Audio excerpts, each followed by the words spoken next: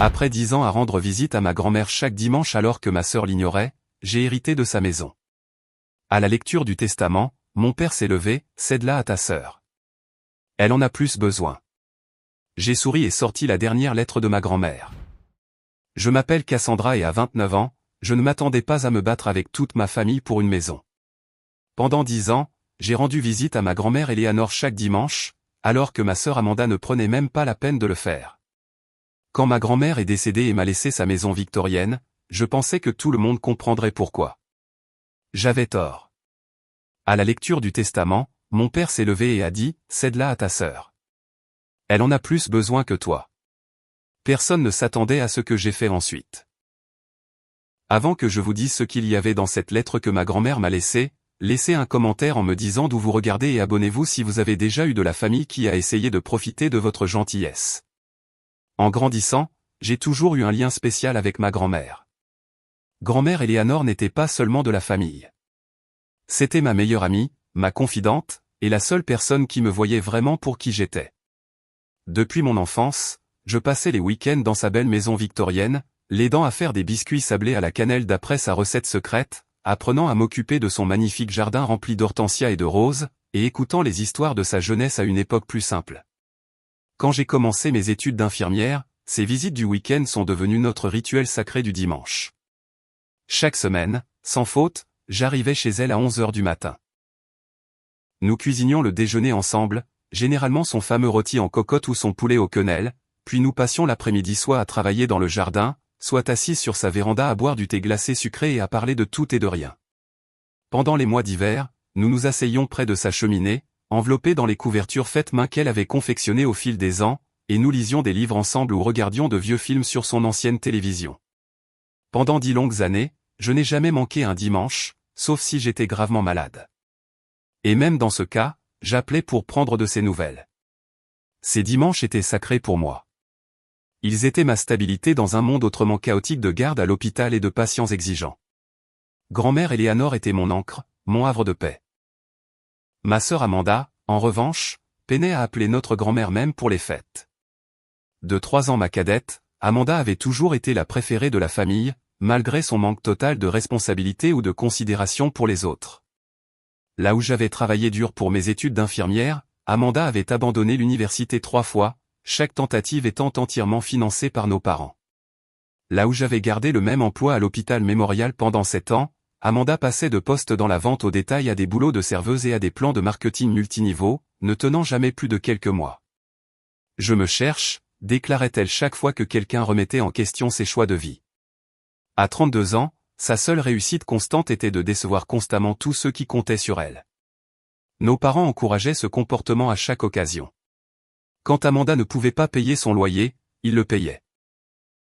Quand elle dépassait le plafond de ses cartes de crédit, il réglait la dette.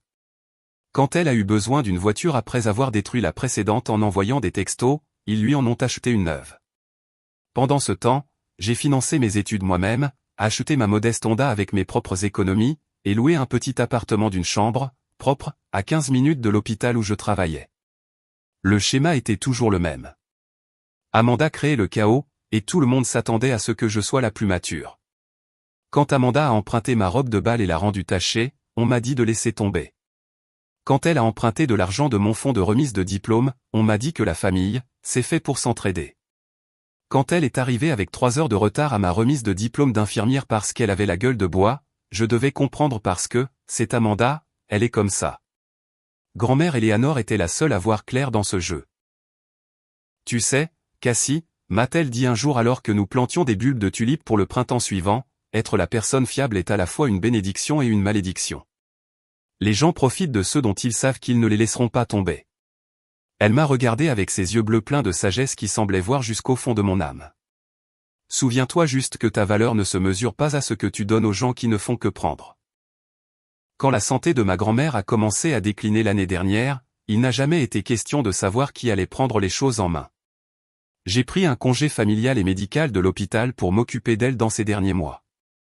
Je lui administrais ses médicaments, la conduisais à ses rendez-vous chez le médecin, lui préparais des repas qui pouvaient tenter son appétit défaillant, et je restais avec elle pendant les longues nuits où la douleur la tenait éveillée. Je lui faisais la lecture quand sa vue est devenue trop mauvaise pour qu'elle puisse lire elle-même, et je l'ai aidée à écrire des lettres à de vieux amis à qui elle voulait dire au revoir. Amanda n'est venue qu'une seule fois pendant ces 3 mois. Elle est restée 45 minutes, a passé la plupart de ce temps sur son téléphone, et est partie plus tôt parce qu'elle avait des projets. Nos parents venaient plus souvent, mais toujours avec l'attente tacite que je m'occuperais des aspects les plus difficiles des soins. Quand grand-mère Eleanor s'est éteinte paisiblement dans son sommeil alors que je lui tenais la main, j'ai senti un morceau de mon cœur se briser. À l'enterrement, Amanda a pleuré de façon théâtrale, racontant à qui voulait l'entendre à quel point elle et mamie elle avaient été proches. J'étais trop accablé par le chagrin pour la confronter sur sa comédie. La tension dans la famille a été immédiate. Le lendemain de l'enterrement, ma mère a appelé pour demander si ma grand-mère avait parlé de son testament. Amanda compte vraiment sur une aide, a-t-elle dit, sans même essayer d'être subtile. Tu sais à quel point c'est serré pour elle en ce moment. Honnêtement, je ne savais pas ce que grand-mère avait prévu. Nous n'avions jamais discuté de son testament ou de son héritage. Notre temps ensemble avait été consacré à vivre, pas à préparer sa mort. Tout ce que je savais, c'est que quoi qu'il arrive, la perte de sa présence dans ma vie laisserait un vide qu'aucun bien matériel ne pourrait jamais combler. Je ne savais pas encore que le dernier acte de ma grand-mère m'obligerait à enfin m'affirmer face à la famille qui m'avait tenu pour acquise pendant si longtemps. La lecture du testament était prévue un mardi après-midi au cabinet d'avocat de Maître Harrington, en centre-ville. Je suis arrivé 15 minutes en avance, les mains serrant un mouchoir et le cœur lourd de chagrin. Le bureau était fait de boiseries sombres et de fauteuils en cuir, le genre d'endroit qui avait probablement la même apparence depuis 50 ans. J'ai choisi un siège près de la fenêtre, regardant les gouttes de pluie dévaler la vitre et essayant de me préparer émotionnellement à ce qui allait se passer. Mes parents sont arrivés ensuite, mon père dans son seul costume correct qu'il portait pour les mariages et les enterrements, et ma mère dans une robe noire qui la faisait paraître pâle et tirée. Ils m'ont tous les deux brièvement étreinte avant de s'asseoir à l'autre bout de la pièce, chuchotant entre eux comme ils le faisaient toujours lorsqu'ils préparaient une stratégie. Amanda est arrivée la dernière, avec 10 minutes de retard, accompagnée de son petit ami 3. J'étais surprise qu'elle l'ait amenée, car il n'avait jamais rencontré grand-mère Eleanor. C'était sa dernière âme sœur dans une longue lignée de relations douteuses. 3 avait un bras entièrement tatoué et travaillait de manière sporadique comme barman. Ils sortaient ensemble depuis 4 mois et Amanda avait déjà emménagé dans son appartement avec ses 3 enfants de 2 relations précédentes. Amanda m'a à peine adressé la parole, sortant plutôt son téléphone et commençant immédiatement à envoyer des textos, ses longs ongles en acrylique claquant contre l'écran. Son attitude montrait clairement que c'était une corvée dont elle voulait se débarrasser le plus vite possible. Maître Harrington est entré précisément à 14 heures, portant un dossier et des lunettes qui glissaient constamment sur son nez. Merci à tous d'être venus aujourd'hui, a-t-il commencé formellement. Nous sommes ici pour discuter du dernier testament d'Eleanor Margaret Wilson. Avant de commencer, je voudrais exprimer mes condoléances personnelles. Eleanor a été ma cliente pendant plus de 30 ans, et je la considérais aussi comme une amie. Il a ouvert le dossier et a commencé à lire le langage juridique formel du testament. De petits objets personnels étaient distribués à divers membres de la famille. Ma mère a reçu le collier de perles de grand-mère et quelques bijoux anciens. Mon père a eu sa collection de livres en édition originale qu'il avait toujours admirée. Divers cousins et ma tante Suzanne étaient mentionnés pour des legs plus modestes. Puis Maître Harrington s'est éclairci la gorge et a ajusté ses lunettes. À ma petite fille, Cassandra Lynn Wilson, qui a été ma compagne et mon soutien de tous les instants, qui m'a offert le cadeau de son temps et de son amour sans attente de retour. Je lui lègue ma maison au 247 Maple Street avec tout son contenu, sauf indication contraire, ainsi que la somme de $75 000 de mes économies. Un silence de mort s'est installé dans la pièce. J'ai senti les larmes monter à mes yeux, non pas à cause de l'héritage, mais à cause des mots que ma grand-mère avait choisis pour décrire notre relation. De plus, a poursuivi Maître Harrington, à ma petite fille, Amanda Jane Wilson. Je lui lègue la somme de $10 000, avec l'espoir qu'elle l'utilisera sagement pour assurer un avenir stable à ses enfants. La tête d'Amanda s'est relevée de son téléphone, son expression passant de l'ennui à l'indignation en un instant. C'est tout, a-t-elle presque craché. $10 000. La vieille était assise sur une mine d'or avec cette maison et je reçois de la monnaie de poche. Amanda, a haleté ma mère, bien que je ne puisse dire si elle était choquée par l'explosion ou par le montant. Maître Harrington a continué à lire comme s'il n'y avait pas eu d'interruption, passant en revue quelques dons de bienfaisance que ma grand-mère avait organisés. Quand il a terminé et fermé le dossier, mon père s'est levé brusquement. Il doit y avoir une erreur, a-t-il dit, la voix tendue de colère. Eleanor savait qu'Amanda a 3 enfants et qu'elle a des difficultés financières. Cassandra est célibataire avec un bon travail. Cette répartition n'a aucun sens. Maître Harrington a enlevé ses lunettes. Je vous assure, Monsieur Wilson, que votre mère était saine d'esprit lorsqu'elle a pris ses dispositions. Nous avons examiné le testament plusieurs fois, et elle était très claire sur ses volontés. Mon père s'est alors tourné vers moi, le visage rouge. Cassandra, tu dois faire ce qui est juste. Cède la maison à ta sœur. Elle en a plus besoin que toi. J'étais assise là, sous le choc, incapable de comprendre ce qui se passait. Nous étions censés pleurer notre grand-mère, nous souvenir de sa vie, honorer ses souhaits. Au lieu de cela s'était immédiatement transformé en une bagarre pour ses biens. Papa, je ne pense pas que... Ai-je commencé à dire, mais Amanda m'a coupé. Tu as déjà un appartement, a-t-elle lancé. Pourquoi faire une maison de 4 chambres? J'ai 3 enfants entassés dans un 3 pièces avec 3. Tu es égoïste. Ma mère s'est jointe à elle, sa voix prenant ce ton culpabilisant qu'elle avait perfectionné au fil des ans. Chérie, ta sœur doit penser à Lily, Jadon et Mason. Ils ont besoin d'un foyer stable. Tu sais, ta grand-mère voudrait que ses enfants aient un bon endroit pour grandir. J'ai regardé autour de moi avec incrédulité. 3 se tenaient maintenant les bras croisés, me regardant comme si j'étais une sorte de monstre. Ma tante Suzanne et ma cousine Beth, qui étaient restées silencieuses jusqu'à présent, ont échangé des regards gênés. Ce n'est ni le moment ni le lieu pour cette discussion, est intervenu Maître Harrington, clairement mal à l'aise avec le drame familial qui se déroulait dans son bureau. Le testament est légal et exécutoire. Si vous avez des doutes sur sa validité, vous êtes libre de le contester en justice. Bien que je doive vous avertir qu'Eleanor a pris toutes les précautions pour s'assurer que ses volontés seraient respectées. Mon père a balayé cela d'un geste de la main. Nous n'avons pas besoin des tribunaux.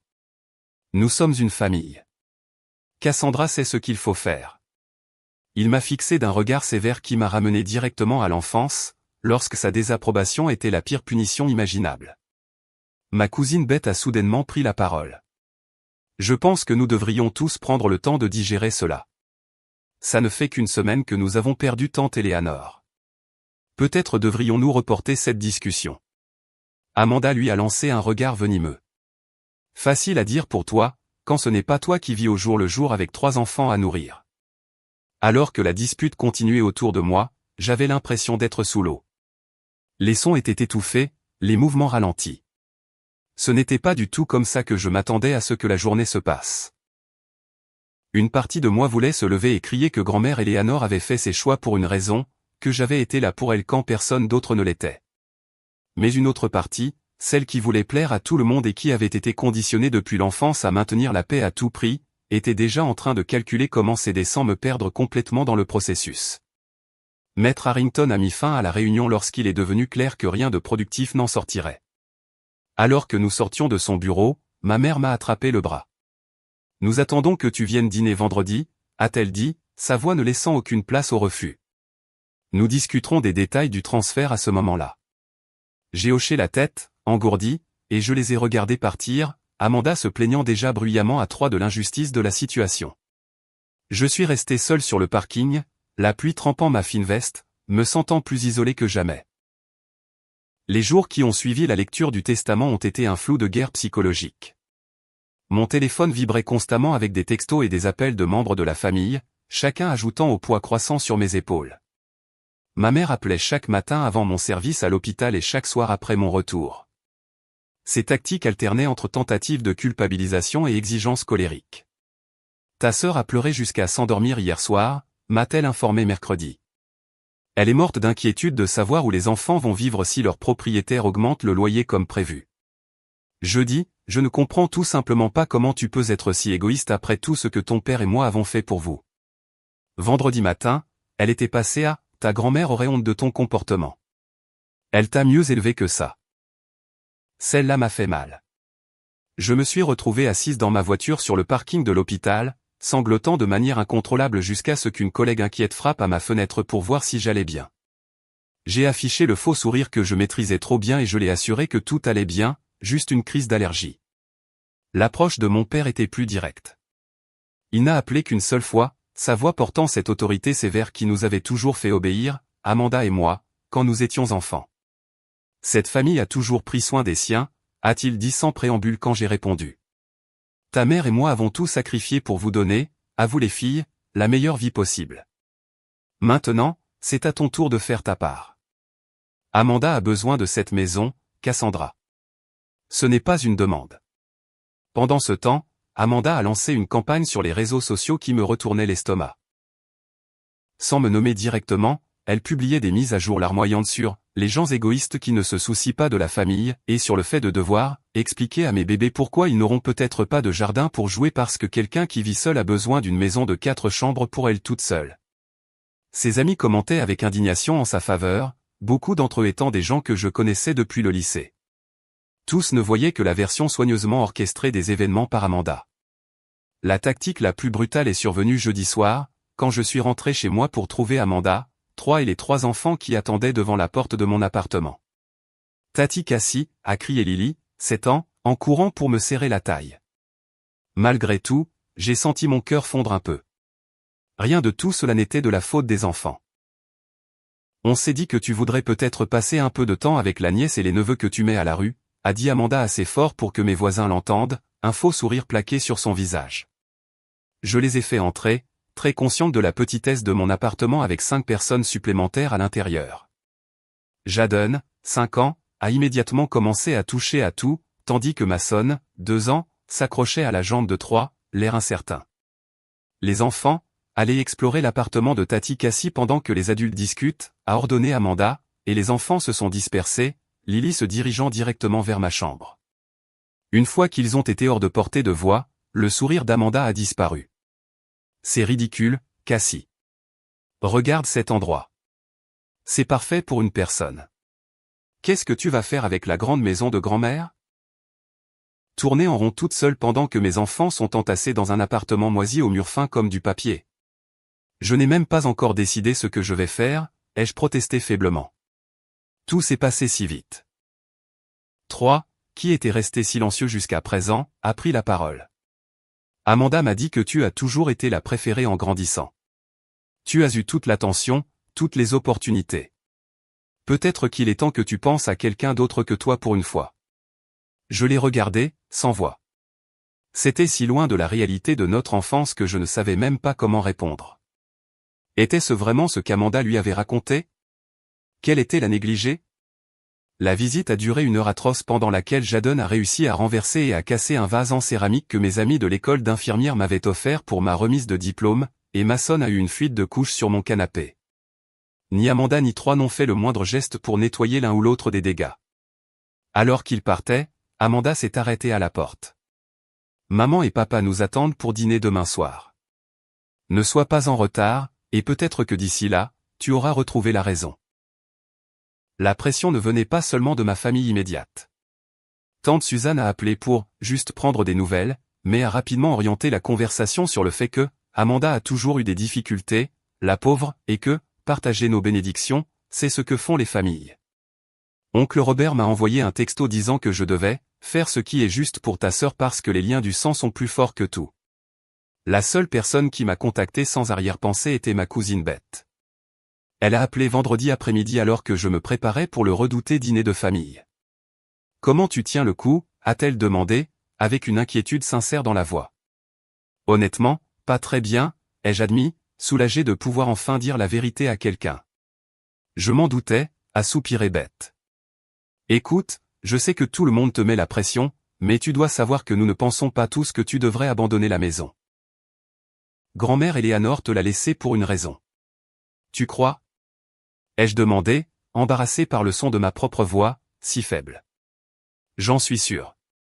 Je t'ai vu avec elle, Cassie, chaque dimanche pendant des années, puis tu as pratiquement emménagé chez elle quand elle est tombée malade.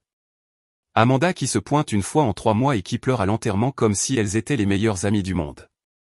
C'était dégoûtant. La validation de Beth m'a fait monter de nouvelles larmes aux yeux. Je ne sais pas quoi faire, Beth. Ils me font sentir comme si j'étais une personne horrible et égoïste. C'est parce qu'ils savent que tu céderas s'ils insistent assez, a dit Beth sans détour. Tu le fais toujours. Écoute, quelle que soit ta décision, assure-toi que c'est ce que tu veux, pas parce qu'ils t'ont intimidé pour que tu le fasses. Après avoir raccroché, je me suis retrouvé à conduire jusqu'à la maison de grand-mère Eleanor, ma maison maintenant, légalement, sinon émotionnellement. Je n'y étais pas retourné depuis avant l'enterrement, et me garer dans l'allée me semblait surréaliste. Le jardin commençait déjà à paraître négligé. Les rosiers avaient besoin d'être taillés, et la véranda était jonchée de feuilles mortes que ma grand-mère n'aurait jamais tolérées. J'ai utilisé la clé qu'on m'avait donnée à la lecture du testament et je suis entré. La maison sentait ma grand-mère, un mélange de lavande, de vieux livres et du produit au citron qu'elle utilisait sur les meubles anciens. J'ai traversé les pièces lentement, laissant mes doigts glisser sur les surfaces familières. Dans la cuisine, son tablier était toujours accroché au crochet près du garde-manger. Dans le salon, ses lunettes de lecture étaient posées sur la table d'appoint à côté de son fauteuil préféré, un marque-page dépassant encore du roman policier qu'elle ne finirait jamais. Debout à l'entrée de sa chambre, regardant le lit soigneusement fait avec sa couverture cousu main, j'ai ressenti son absence comme une douleur physique. Mais j'ai aussi ressenti autre chose, une certitude croissante que grand-mère Eleanor savait exactement ce qu'elle faisait en me laissant cette maison. Elle ne l'avait pas fait pour causer des conflits familiaux ou pour faire du favoritisme. Elle l'avait fait parce que cette maison avait été remplie d'amour entre nous. Et elle voulait que cet amour continue après son départ. En partant, fermant la porte à clé derrière moi, je me sentais déchiré entre la loyauté que je ressentais envers les souhaits de ma grand-mère et un conditionnement de toute une vie qui me disait que maintenir la paix était ma responsabilité. Je suis monté dans ma voiture et je me suis dirigé vers la maison de mes parents pour le dîner, toujours incertaine de ce que j'allais faire, mais sentant les premiers frémissements d'une résolution que je ne savais pas posséder. Je suis arrivé chez mes parents à 18h30 précise, l'heure que ma mère avait spécifiée. La maison coloniale familière, où Amanda et moi avions grandi, avait le même aspect que toujours, avec ses volets bleus et ses haies soigneusement taillées. La Buick de mon père était dans l'allée, ainsi que le SUV perpétuellement en désordre d'Amanda. En me garant derrière eux, j'ai pris une profonde inspiration, essayant de me préparer à ce que je savais être une embuscade déguisée en dîner de famille. Dès que j'ai franchi la porte d'entrée, la tension m'a frappé comme une force physique. Ma mère était dans la cuisine, découpant des légumes avec agressivité, tandis que mon père était assis à la table de la salle à manger, une pile de papier devant lui. Amanda était introuvable, mais je pouvais entendre sa voix à l'étage, probablement au téléphone. La voilà, a dit mon père sans se lever. On commençait à penser que tu ne viendrais pas. J'ai dit que je serais là, ai-je répondu en accrochant ma veste au porte-manteau. Où sont les enfants? 3 les a emmenés chez sa mère pour la nuit, a crié ma mère depuis la cuisine. On a pensé qu'il serait préférable d'avoir une conversation d'adultes sans distraction. Traduction, ils ne voulaient pas de témoins pour ce qu'ils avaient prévu. Le dîner fut une affaire tendue. Ma mère avait préparé un rôti en cocotte, mon plat préféré, ce qui m'a immédiatement mise sur mes gardes. Elle ne préparait mes plats préférés que lorsqu'elle voulait quelque chose d'important. Nous avons mangé dans un silence étrange pendant plusieurs minutes avant que mon père ne s'éclaircisse la gorge. Cassandra, ta mère et moi avons réfléchi à cette situation avec la maison de grand-mère. Il a commencé, utilisant sa voix raisonnable qui précédait toujours quelque chose de déraisonnable. Nous comprenons que tu puisses être attaché à cet endroit à cause de ta relation avec ta grand-mère, mais nous devons voir les choses de manière pratique. J'ai pris une bouchée de rôti pour éviter de répondre immédiatement. Le fait est, a-t-il poursuivi, qu'Amanda a 3 enfants et aucune situation de logement stable. Tu es célibataire, avec une bonne carrière et tu as déjà un endroit où vivre. Il est tout simplement logique qu'Amanda ait la maison. Sans parler du fait, a ajouté ma mère, qu'Amanda pourrait vraiment utiliser cette sécurité financière. Si elle avait la maison, elle n'aurait pas à s'inquiéter du loyer. Elle pourrait se concentrer sur la recherche d'un bon travail et subvenir aux besoins des enfants. J'ai posé ma fourchette. Amanda a eu 10 ans pour trouver un bon travail, maman. Qu'est-ce qui vous fait penser qu'avoir la maison de grand-mère la rendra soudainement responsable? La température dans la pièce a semblé chuter de 10 degrés. C'est injuste, Cassandra, a dit mon père sèchement. Ta sœur a eu quelques revers, mais elle fait de son mieux. Vraiment, ai-je demandé, me surprenant moi-même par le défi dans ma voix. Parce que de mon point de vue, il semble qu'elle ait passé toute sa vie d'adulte à éviter les responsabilités pendant que tout le monde se précipitait pour la tirer d'affaire. Le visage de ma mère rougit de colère. Comment oses-tu parler de ta sœur de cette façon? Tu n'as aucune idée de ce que c'est que d'élever 3 enfants seuls. Elle n'est pas seule, ai-je fait remarquer. Elle a 3 maintenant, et avant ça c'était Derek, et avant ça Jason. Sans parler du fait qu'elle vous a, vous deux, qui ne lui avez jamais rien refusé. Nous avons aidé nos 2 filles de manière égale, a insisté mon père, bien que nous sachions tous que c'était un mensonge. Amanda a choisi ce moment pour faire son entrée, se pavanant dans la salle à manger avec le timing de quelqu'un qui avait écouté depuis le couloir. Vous parlez de moi, a-t-elle demandé avec une fausse gaieté. Nous discutons de la situation de la maison, a dit ma mère, son ton s'adoucissant immédiatement. Oh, ça, a dit Amanda en s'asseyant et en se servant. Est-ce qu'elle a accepté de la céder? 3 parle déjà de la chambre qui serait la meilleure pour son studio d'enregistrement. J'ai failli m'étouffer avec mon eau. Son quoi? Amanda a fait un geste de la main. 3 lance un podcast sur la bière artisanale. Il a besoin d'un espace calme pour enregistrer. La manière désinvolte dont elle a dit cela, comme s'il était parfaitement raisonnable de s'attendre à ce que j'abandonne mon héritage pour que son petit ami de 4 mois puisse avoir un studio de podcast, m'a laissé momentanément sans voix. En fait, a dit mon père en tirant la pile de papier vers lui, j'ai fait préparer les documents de transfert. Mon ami Bill à la banque m'a aidé. Il a fait glisser les papiers sur la table vers moi, avec un stylo. On peut s'occuper de ça ce soir et en finir. J'ai regardé les documents, mon nom et celui d'Amanda imprimés en noir et blanc, avec une ligne de signature vide en bas. La présomption de tout cela m'a frappé comme une gifle. Vous avez déjà fait préparer des papiers, ai-je demandé, ma voix à peine plus qu'un murmure. Sans même me parler d'abord? Nous parlons maintenant, a dit ma mère avec impatience. Et franchement, Cassandra, je ne comprends pas pourquoi c'est même une discussion. Ta sœur a besoin de la maison. Toi non. C'est aussi simple que ça. Ouais, ne sois pas égoïste, a ajouté Amanda, la bouche pleine de rôti. Ce n'est pas comme si tu avais mérité cette maison. C'est juste de la chance que grand-mère t'aimait mieux. Quelque chose en moi a craqué. De la chance? Tu penses que c'est de la chance que j'ai passé chaque dimanche avec elle pendant 10 ans?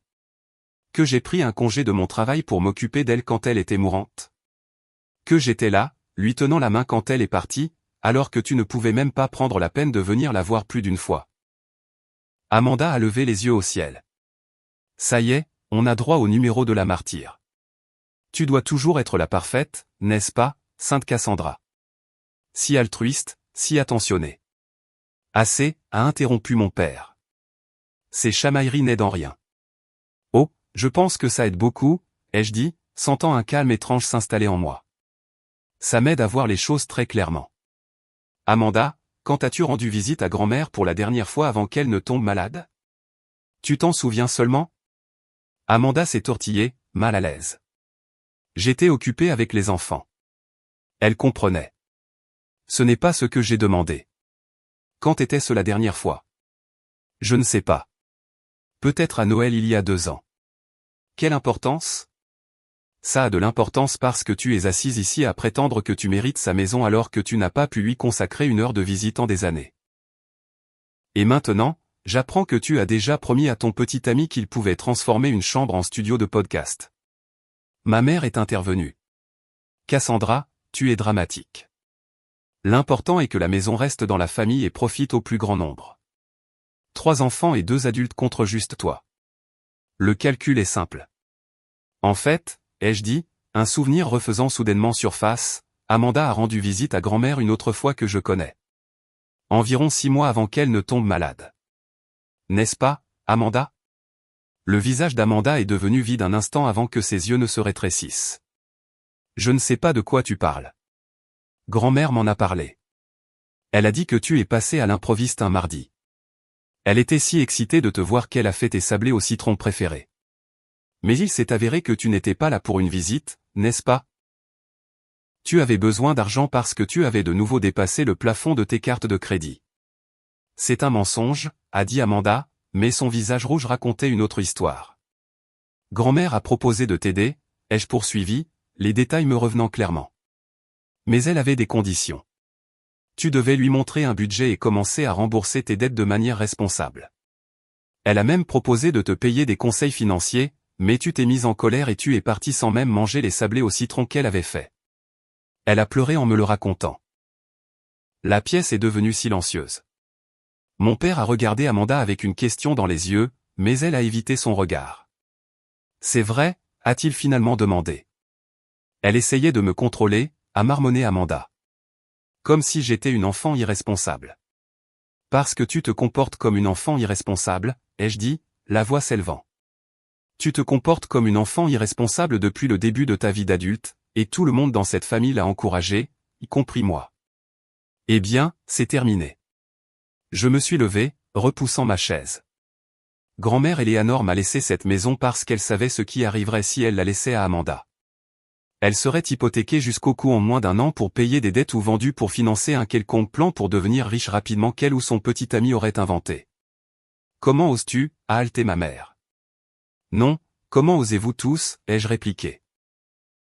Grand-mère est partie depuis à peine 2 semaines, et au lieu d'honorer ses dernières volontés, vous essayez de les piétiner parce que c'est plus pratique pour vous. Parce que Dieu nous en préserve qu'Amanda doive un jour faire face aux conséquences de ses choix. Mon père s'est levé à son tour, le visage rouge de colère. Ça suffit, Cassandra. Tu as fait valoir ton point de vue. Mais je veux être très clair sur quelque chose. Soit tu signes ces papiers et tu fais ce qui est juste pour ta sœur, soit tu n'es plus la bienvenue dans cette famille. C'est aussi simple que ça. L'ultimatum flottait dans l'air entre nous, brutal dans sa finalité. J'ai regardé le visage sévère de mon père, la désapprobation de ma mère aux lèvres pincées, et l'expression suffisante d'Amanda. À cet instant, j'ai vu avec une clarté parfaite à quoi ressemblerait mon avenir si je cédais maintenant. Une vie à être exploitée, à voir mes limites ignorées, à devoir sacrifier mes besoins pour les désirs d'Amanda. Sans un mot de plus, j'ai pris mon sac à main et je suis sorti, ignorant l'appel choqué de ma mère, Cassandra, derrière moi.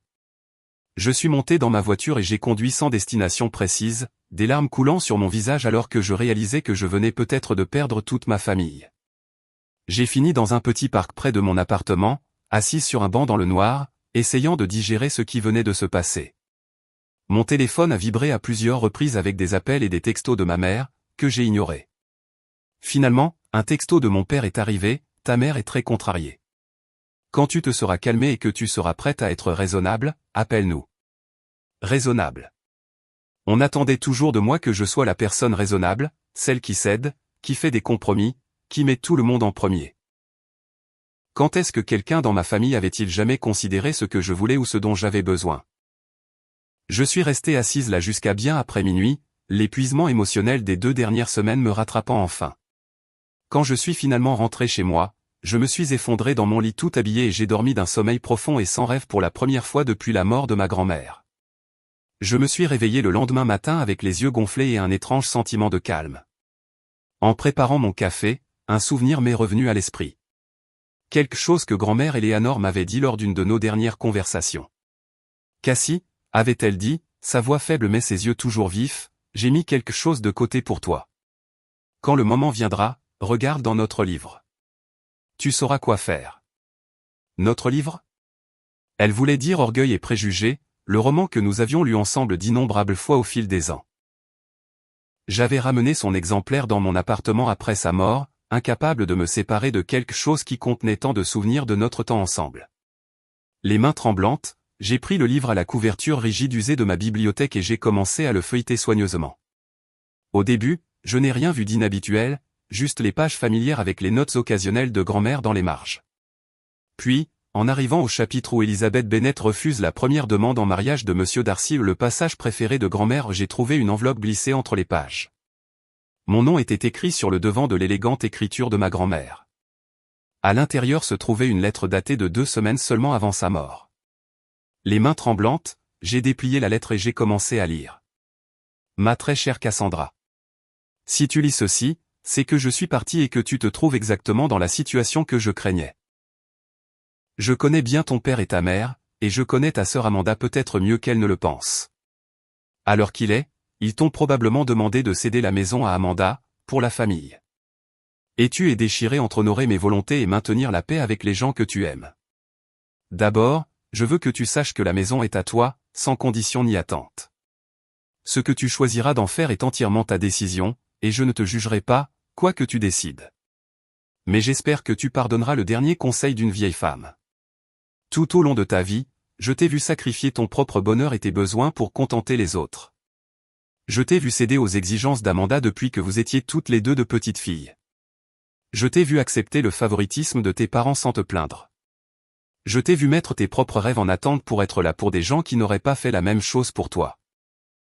Cassie, ma douce fille, ta compassion est ta plus grande force, mais mal utilisée, elle devient ta plus grande vulnérabilité. Il y a des gens dans ce monde, même des gens que nous aimons, qui prendront et prendront jusqu'à ce qu'il ne reste plus rien si nous les laissons faire.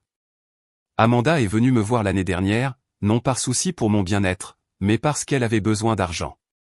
Quand j'ai suggéré que je l'aiderais si elle prenait des mesures pour devenir financièrement responsable, elle s'est mise en colère. Elle m'a dit que je lui devais bien ça parce que je t'avais toujours favorisé. Elle a dit que le moins que je puisse faire était de rendre les choses justes en lui donnant de l'argent sans condition. Ce qu'Amanda ne comprend pas, c'est que l'amour ne consiste pas à compter les points ou à équilibrer les choses. Il s'agit de construire des relations basées sur le respect et l'attention mutuelle. Le lien que nous partageons, toi et moi, n'a pas été créé par l'ADN ou l'obligation. Il a été construit dimanche après dimanche, conversation après conversation, à travers des rires et des larmes partagées, et le simple cadeau de ta présence dans ma vie. J'ai laissé à Amanda une somme que je crois généreuse compte tenu de notre relation. Je t'ai laissé ma maison parce que tu es celle qui a contribué à en faire un foyer, même alors que mon corps me lâchait. J'espère que tu la rempliras du même amour et de la même chaleur que tu as apporté à mes dernières années. Mais plus que la maison elle-même, j'espère t'avoir laissé le courage de rester ferme sur ta propre valeur.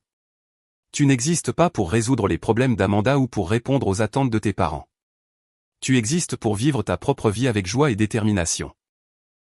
S'ils ne peuvent pas accepter ton droit à l'héritage que je t'ai librement donné, alors il est peut-être temps de créer une certaine distance, non par colère ou ressentiment, mais par autopréservation et respect pour tes propres besoins.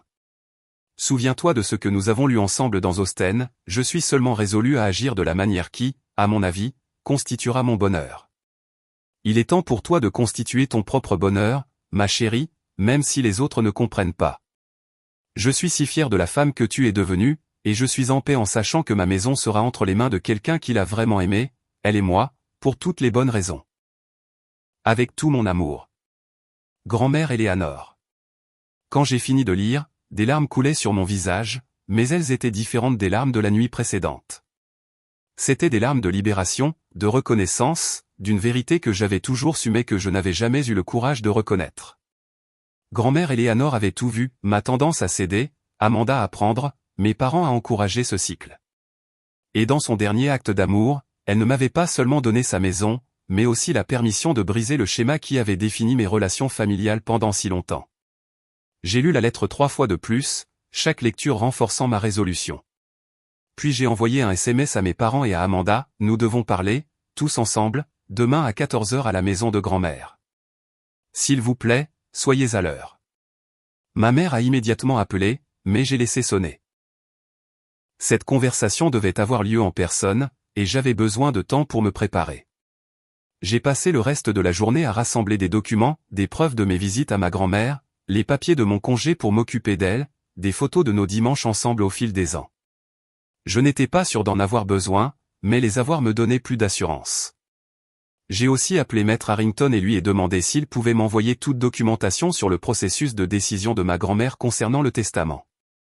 Il a hésité au début, mais quand j'ai expliqué la situation, il a accepté de m'envoyer par email ses notes de leur discussion, dûment caviardées pour des raisons juridiques.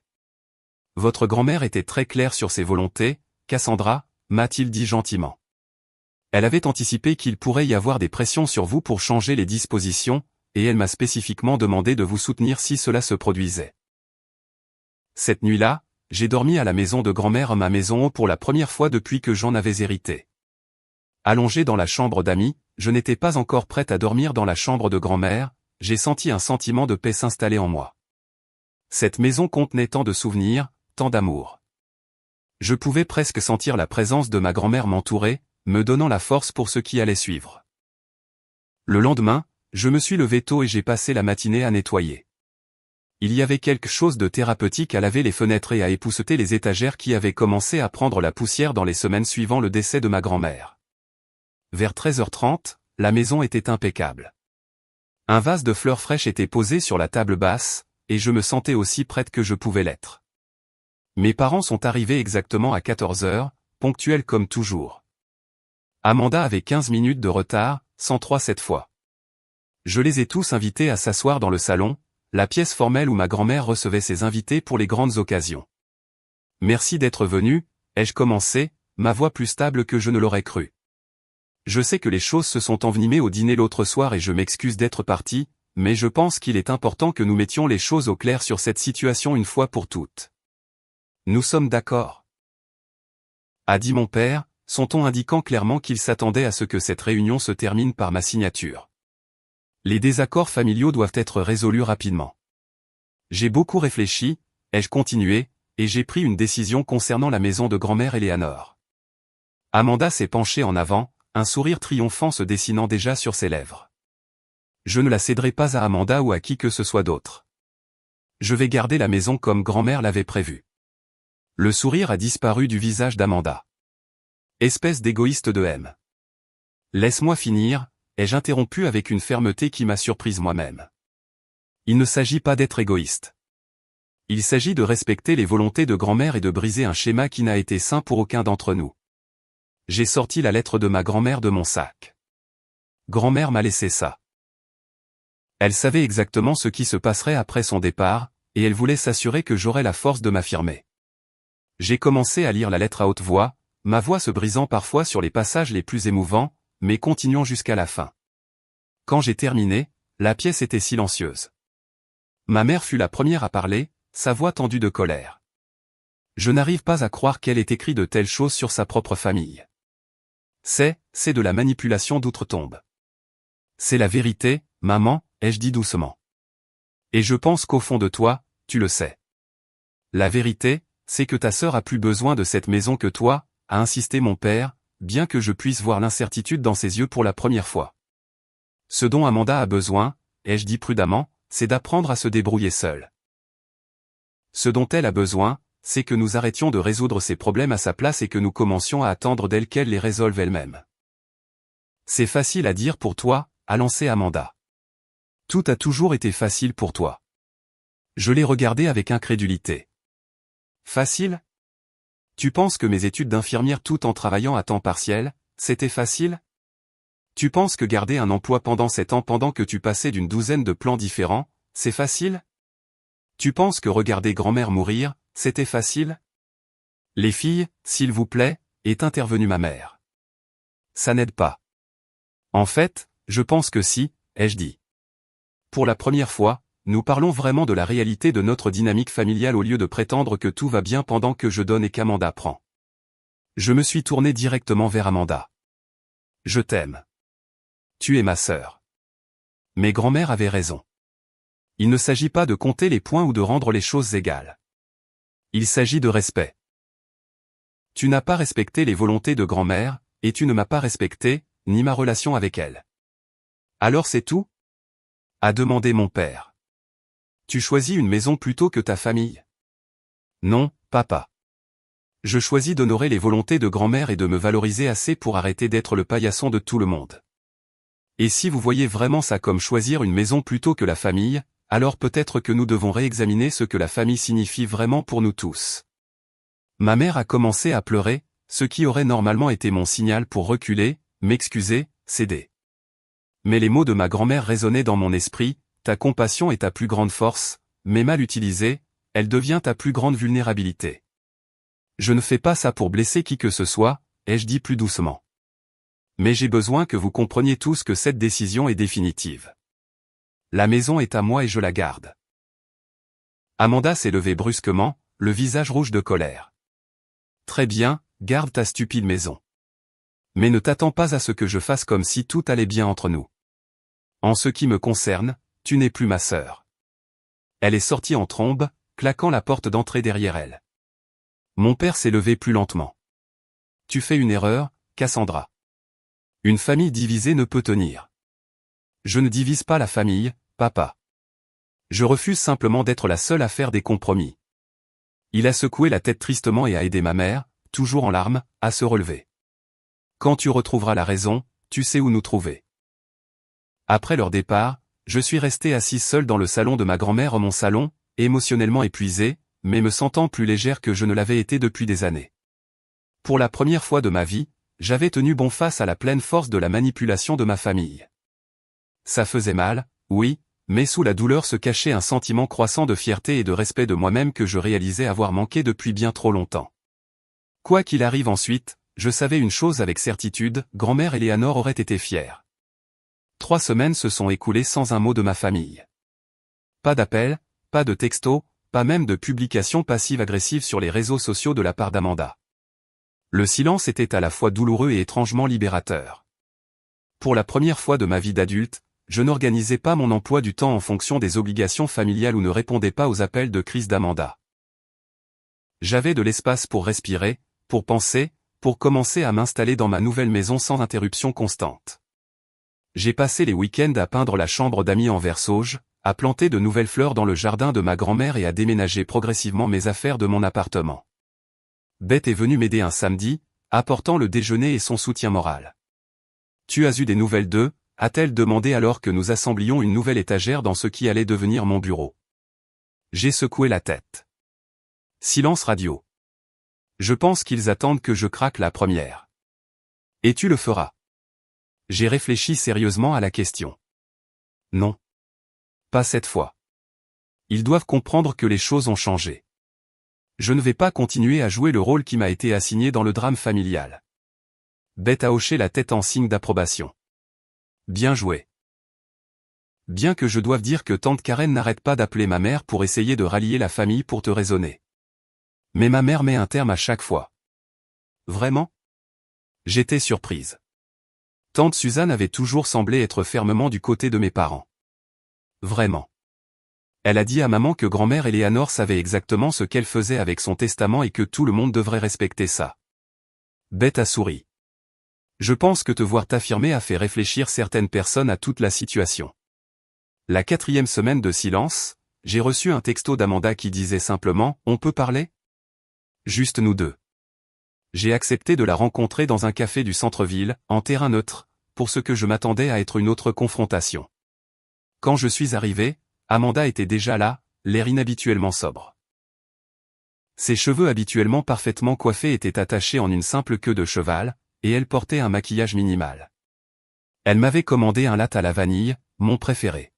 « Merci d'être venu », a-t-elle dit en s'asseyant en face de moi. « De rien », ai-je répondu avec prudence. « Qu'est-ce qu'il y a ?» Amanda a fixé sa tasse de café pendant un long moment avant de parler. « J'ai beaucoup réfléchi ces dernières semaines à ce que tu as dit, à ce que grand-mère a écrit dans cette lettre. » Elle a levé les yeux vers moi, ses yeux brillants de larmes non versées.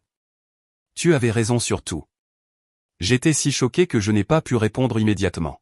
« Troy et moi avons rompu », a-t-elle continué quand je n'ai rien dit. Après que l'affaire de la maison soit tombée à l'eau, il a commencé à me mettre la pression pour que j'arrange les choses avec toi. Comme si je devais être capable de te manipuler pour obtenir ce qu'il voulait. Elle a eu un rire amer. C'est là que j'ai réalisé que tu avais raison sur lui aussi. Il ne se souciait pas de moi. Il voulait juste ce qu'il pouvait obtenir de moi, tout comme je l'ai fait avec grand-mère. Je suis désolé pour Troy, ai-je dit, sincèrement, malgré tout. Elle a haussé les épaules. Ne le sois pas. Ça m'a fait voir certaines choses clairement pour la première fois. Comme la façon dont j'ai vécu toute ma vie, en attendant que les autres résolvent mes problèmes. Maman et papa, mes ex, toi, grand-mère. J'ai pris et pris sans jamais rien donner en retour. J'ai bu une gorgée de mon latte, ne sachant pas comment réagir à cette vulnérabilité inattendue de ma sœur habituellement sur la défensive. Bref, a poursuivi Amanda, j'ai trouvé un travail. Un vrai, avec des avantages sociaux et tout. Assistante administrative au centre médical de la Vallée. C'est un poste de débutant, mais c'est un début. Et j'ai postulé à des cours du soir au Community College. Amanda, c'est génial, ai-je dit, vraiment impressionné. J'ai aussi trouvé un appartement plus abordable. Il est plus petit, mais il est dans un meilleur district scolaire pour les enfants. Elle a hésité, puis a ajouté, j'ai utilisé l'argent que grand-mère m'a laissé pour la caution et le premier mois de loyer. C'est la première fois que j'utilise de l'argent pour ce à quoi il était destiné au lieu de le gaspiller dans une bêtise. J'ai tendu la main sur la table et lui ai serré la sienne. Je suis fier de toi. Vraiment. Ne sois pas trop fier tout de suite, a-t-elle dit avec une ombre de son ancien sourire. J'ai un long chemin à parcourir. Mais je voulais que tu saches que je comprends pourquoi tu as gardé la maison, et je suis désolé de la façon dont j'ai réagi. Tu méritais cet héritage et je n'avais aucun droit d'essayer de te le prendre. Cette simple reconnaissance m'a fait monter les larmes aux yeux. Merci de dire ça. Ça compte beaucoup. Maman et papa sont toujours assez contrariés, a admis Amanda. Mais je pense qu'ils commencent à se faire à l'idée. Papa m'a demandé hier si je t'avais parlé. Vraiment? C'est surprenant. Je pense que tu leur manques, a dit Amanda. Ils sont juste trop têtus pour admettre qu'ils avaient tort. Nous avons parlé pendant encore 1 heure, plus honnêtement que nous ne l'avions fait depuis des années. Sur notre enfance, sur les schémas de favoritisme et de complaisance qui nous avaient façonnés toutes les deux de différentes manières. Sur grand-mère Eleanor et les différentes relations que nous avions eues avec elle. Pour la première fois, j'ai eu l'impression que ma sœur me voyait vraiment. Et je la voyais, elle, non pas les rôles qui nous avaient été assignés dans notre dynamique familiale, mais les personnes complexes, imparfaites et réelles que nous étions toutes les deux. Quand nous nous sommes séparés, Amanda m'a serré fort dans ses bras. Je ne m'attends pas à ce qu'on arrange tout du jour au lendemain, a-t-elle dit. Mais j'aimerais essayer d'avoir une vraie relation avec toi. Une qui ne soit pas basée sur ce que je peux obtenir de toi. J'aimerais ça aussi, lui ai-je dit, et je le pensais. Le dimanche suivant, j'ai reçu un texto de ma mère me demandant s'il pouvait passer voir la maison. J'ai accepté avec une certaine appréhension. Quand ils sont arrivés, mon père était rigide et formel, mais ma mère avait apporté une plante pour la pendaison de crémaillère et a fait un effort pour complimenter les changements que j'avais apportés à la décoration. Tu as fait un travail merveilleux ici, a-t-elle dit en passant la main sur les nouveaux rideaux du salon. Eleanor aurait adoré ça. Mon père se tenait maladroitement au centre de la pièce, regardant autour de lui comme s'il voyait la maison pour la première fois. Amanda nous dit qu'elle a commencé un nouveau travail, a-t-il dit finalement. Oui, elle en a parlé quand nous avons pris un café. Je pense que c'est une excellente opportunité pour elle. Il a hoché la tête, ne croisant toujours pas mon regard. Elle a aussi dit que vous aviez eu une bonne discussion. Oui, c'est vrai, ai-je confirmé. C'était nécessaire et apaisant. Ma mère s'est assise sur le canapé, ses mains se tordant nerveusement sur ses genoux. Cassandra, ton père et moi avons réfléchi à tout ce qui s'est passé avec le testament et à ce que tu as dit sur notre dynamique familiale. Je me suis assise en face d'elle, attendant. Ce n'était pas facile à entendre, a admis mon père, s'asseyant finalement à côté de ma mère. Aucun parent ne veut penser qu'il a été injuste envers ses enfants ou qu'il a contribué à des schémas familiaux difficiles. Mais, a poursuivi ma mère, nous avons réalisé qu'il y avait du vrai dans ce que tu as dit. Nous avons attendu des choses différentes de toi et d'Amanda. Nous t'avons demandé de faire des sacrifices que nous ne lui avons jamais demandés. Et, a ajouté mon père, s'éclaircissant la gorge avec gêne, nous aurions dû respecter les volontés d'Eleanor depuis le début. Elle avait ses raisons de te laisser la maison, et elles étaient bonnes. J'ai senti un nœud d'émotion se serrer dans ma gorge. Merci de dire ça. Ça compte beaucoup pour moi. Tu nous manques, ma chérie, a dit ma mère, les larmes aux yeux. Je sais que les choses ne peuvent pas redevenir exactement comme avant. Peut-être qu'elles ne devraient pas. Mais nous aimerions essayer de construire quelque chose de mieux, si tu es d'accord. J'ai traversé la pièce et je me suis assise entre eux sur le canapé, prenant une de leurs mains dans chacune des miennes. Je suis d'accord, ai-je dit doucement. Ce ne sera pas facile, et il y aura probablement des revers, mais j'aimerais essayer, moi aussi. Mon père a serré ma main, un geste d'affection qui était devenu rare à mesure que j'avançais dans l'âge adulte. Ta grand-mère serait fière de toi, a-t-il dit d'une voix rauque. Elle a élevé une femme forte. C'est vrai, ai-je convenu, regardant autour de la pièce remplie de ses souvenirs.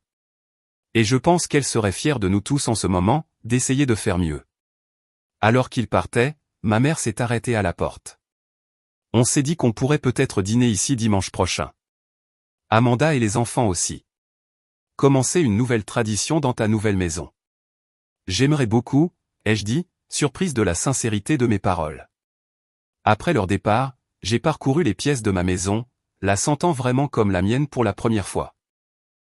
Dans les mois qui ont suivi le décès de ma grand-mère, j'étais passé par le deuil, la colère, la détermination est maintenant, timidement, vers la guérison. La maison qui avait causé tant de conflits familiaux devenait ce que je pensais que ma grand-mère avait toujours voulu qu'elle soit.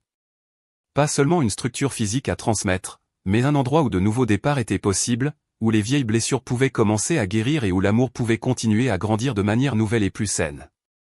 6 mois se sont écoulés, et chaque jour, je me sentais plus à l'aise dans mon rôle de propriétaire de la maison de grand-mère Eleanor.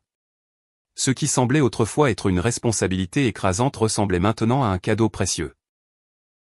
J'avais repeint plusieurs pièces, modernisé la cuisine avec de nouveaux appareils électroménagers et transformé la plus petite chambre en un bureau confortable où je pouvais travailler sur mon blog que je venais de lancer sur le métier d'infirmière et l'aide aux personnes. Le jardin est devenu mon sanctuaire.